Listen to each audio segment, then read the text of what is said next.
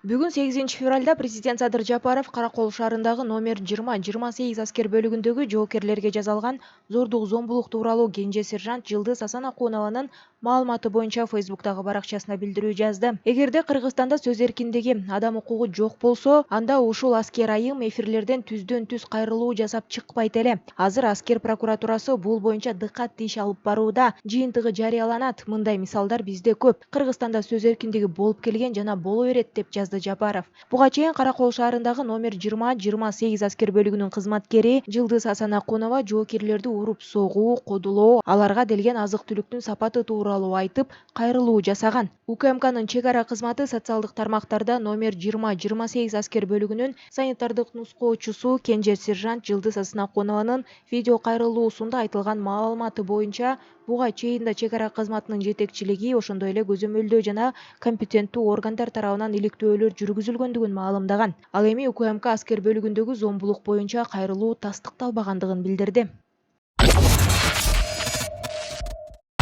Улуттук коопсуздук боюнча мамлекеттик комитет бажы кызматынын төрагасынын мурдагы орун басары Райымбек Матраимовдун 34,810,500 долларлык кыймылсыз мүлкүн мамлекеттин менчигине алынгандыгын билдирди. Райымбек Матраимовдун мамлекетке алынган мүлкүнүн тизмесинде турак жай комплекс, спорт клубу, кеңсе, коммерциялык имараттар, жер тилкелер бар.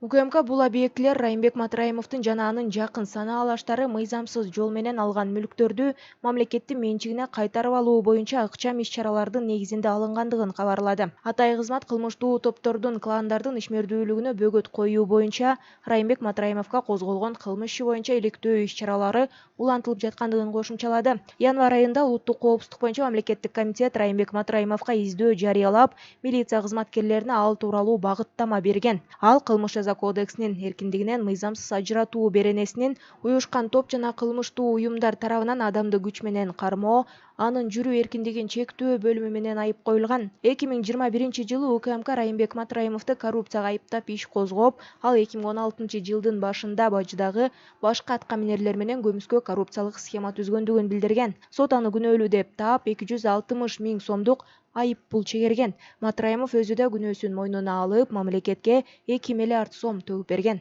УКМКнын төрагасы Камчыбек Ташиев Райымбек Матраимовду жана маркум Кримтөбөл Камчы Көлбаевди өлкөдө мафия түзгөн деп айыптаган.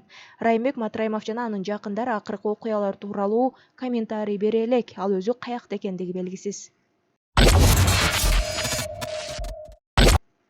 Кыргыз футбол союзунун президенттигине улуттук коопсуздук мамлекеттик комитетинин төрагасы Камчыбек Ташиевдин талапкерлиги көрсөтүлдү. Аталган уюмдан кабарлашкандай, 7-февралда шайлоо комитетинин жыйыны болуп, Кыргыз футбол союзунун президенти, биринчи вице-президенти жана аткаруу комитетинин мүчөлүгүнө талапкерлердин баштапкы тизмеси каралып бекитилди. Президенттикке Камчыбек Ташиев жалгыз талапкер болду. Аны Талант футбол клубу сунуштады. 31-январда мамлекет башчысы Садыр Жапаров Ташиевке Кыргыз футбол союзунун жетекчиси болуу сунушун бергендигин билдирген. Кыргызстандын футбол боюнча улуттук курама командасынын Катарда өтүп жаткан Азия кубогундагы ийгиликсиз оюнунан кийин 29-январда футбол уюмунун президенти Медербек Сыдыков жана аткаруу комитети кызматтан кеткен. Камчыбек Ташиев улуттук коопсуздук боюнча мамлекеттик комитетти 2020-жылдан бери жетектейт. 2021-жылы министрлер кабинетинин төрагасынын орун басары кызматы да кошулган. Саламаттыкты сактоо министри Алымкадыр Бейшеналиев улуттук госпиталга барып, уролог дарыгерлер менен жолугушту.